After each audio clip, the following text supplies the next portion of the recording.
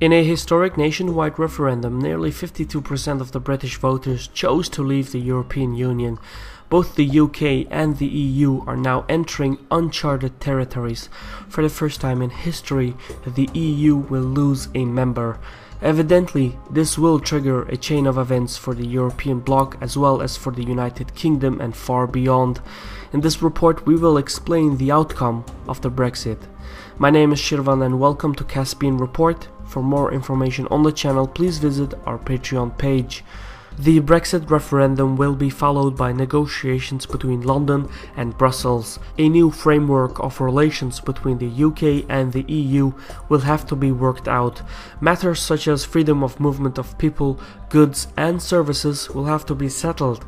Furthermore, any agreement between the UK and the EU will have to be ratified by the EU member states as well as the European and British parliaments. The whole process could take up to 2 years to complete. In the meantime, the UK will still remain a full member of the EU. Once a final deal is reached, the UK will have to invoke Article 50 of the Lisbon Treaty. What's more is that the European Parliament could actually reject the British withdrawal agreement, and this would only postpone the British exit. For example, some countries such as Germany, Ireland, Belgium and the Netherlands would want to quickly settle the British exit to minimize any financial instability. However, France would want to make things more complicated to send a diplomatic message to other Eurosceptic parties both at home and abroad.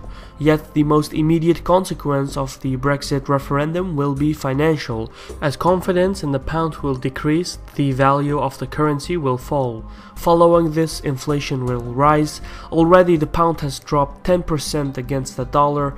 This is just a taste of what's to come. Fluctuating rates will hit stock exchanges throughout the world, especially in East and South Asia.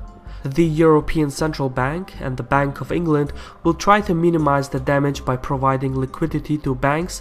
As usual in these kind of situations, the central bank will try to cut interest rates, but this will hurt the pound even more.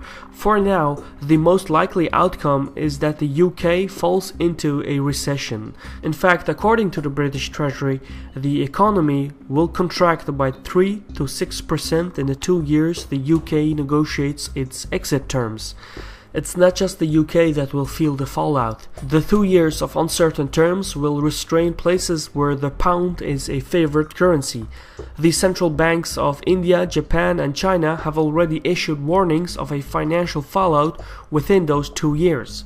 Another immediate consequence of the British exit concerns the common market of the EU. An estimated 45% of British exports goes to EU countries and 53% of its imports comes from the bloc. Thus, it will be essential for the UK to reach a new free trade agreement with the European Union. However, free trade agreements are extremely complicated. For example, it took South Korea almost a decade to reach a free trade agreement with the European Union in 2009. That's the kind of lengthy procedures we're looking at. And without a trade agreement, exports and imports would be subject to tariffs as set by the World Trade Organization. For example, the price of a bottle of French wine would increase by about 30%. That's bad for both the French winemaker as well as the British retailer and consumer. So if there are so many negative consequences of the Brexit, what exactly motivated millions of Britons to reject the EU? Well, there are many underlying reasons ranging from weak EU monetary policies to the democratic deficiencies in Brussels. However, perhaps the most decisive factor was the refugee crisis and immigration policy. As immigration has skyrocketed in the UK, the freedom of movement of people was an important concern for voters. Nearly half of all immigrants entered the UK under the EU's freedom of movement law. In the UK, immigration has come to stand for something more than just immigration itself. Many British citizens feel that they are no longer in charge of their own country. Accordingly, political parties that rejected the EU promised better immigration regulations and more prosperous economic prospects. Yet, these two issues are actually blended together. If you want to access the EU market, you have to accept the freedom of movement. You may reject this, but that also means the expulsion from the EU market. So in its basic terms, the referendum was really a choice between decreasing immigration and increasing wealth. For now, London has sacrificed its prosperity for the sake of controlled immigration. However, the subsequent challenge will fall upon the next Prime Minister. He or she will have to disappoint the people who rejected the EU. Unlike the promises of a vibrant 21st century economy, Brexit will not achieve this. Quite the contrary. The next Prime Minister will face widespread resentment as he will have to explain the dire economic conditions. A less prosperous economy means fewer jobs and lower tax receipts, which will lead to more austerity. Discontent among the British public towards the national government will only grow in the coming years. But the UK is not the only one who will feel the consequences of the Brexit. The referendum will set off a chain reaction fueled by Eurosceptic political parties across the European Union.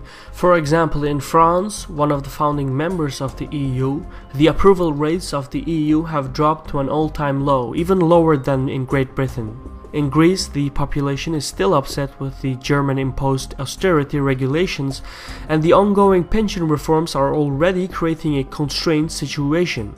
Poland will have to work out a deal concerning the status of Polish citizens in the UK. An estimated 1 million Poles have migrated to the UK since 2004.